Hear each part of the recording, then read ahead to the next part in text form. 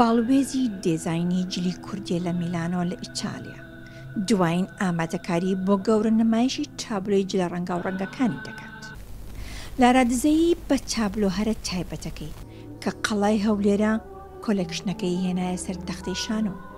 قەڵاش گەورەترین سمبولی کوردستانیە وانیا هەر جارێ تەماشای کە قەڵام دەکرد کە لە خۆم لە هەولێرم لە دوو ڕاقەڵای دەبینی ئاسمان شین بە خۆشی زەرد وانیا جا ئەم قماشەم دروست کرد پرنت کرایە بە قەڵا ئاسمانیشە سەرەوەی شینە ئەمەش کۆتری ئاشتی کۆتری سەلام و سەلامی گەلی کورد و کوردستانە بۆ جیهان.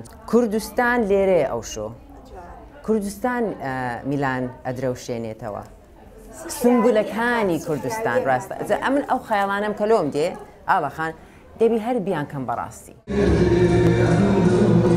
سیجۆر دێزاین و چیرۆکی کوردی لە نێو هۆڵەکە بوونە سەکۆی ناسنامی کورد حەبسەخانی نەقیب ئاڵای کوردستان بووکی کورد ڕۆژهەڵات و شەنگال هۆڵەکەیان ڕازاندبووەوە. ناتوانم هەستەکەم وەسف بکەم بەڕاستی هەستێکی تابڵی خۆش بوو کارەکانیشی خۆی ئەوە نۆمانگە لارا خەریکی ئەم کارەیە زۆر هیلاڵ بوو بەڵام من ئەمزانی ئەنجامەکەی بە زایع ناچێ زۆر ئیشەکانی جوان بوو هەروەها هەستم دەکرد کە ئەوانەی لێرە ئامادەن هەمویان سەرسام ببوون هەموو زۆر بەدڵیان. ئیتالیەکان خەڵکی هەموو گۆشەکانی جیهان و کوردەکانیش تا مەزرۆی بەشن و باڵای نەخشێنرا و بە چیرۆکی کورد بوون. سپاس بووێ دەرفەتێک و ئەم ژنێز بە چاندەوە ناس بکەن و لەگەڵ دیزاینەرێکی پایە بلند بەشداری بوونەیەکەوەها گرنگ ببن.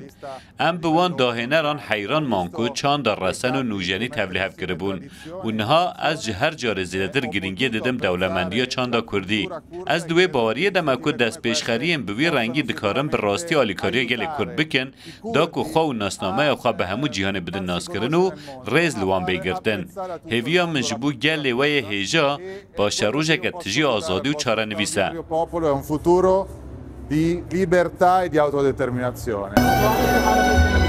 نزیکەی بە 200 کەس دەرفەتی ئەویان هەبوو ئاشنای ئەو تابلۆ ناوازە بن کە ئاوێتەی ناسنامە ڕەنگ و جوانی بوو.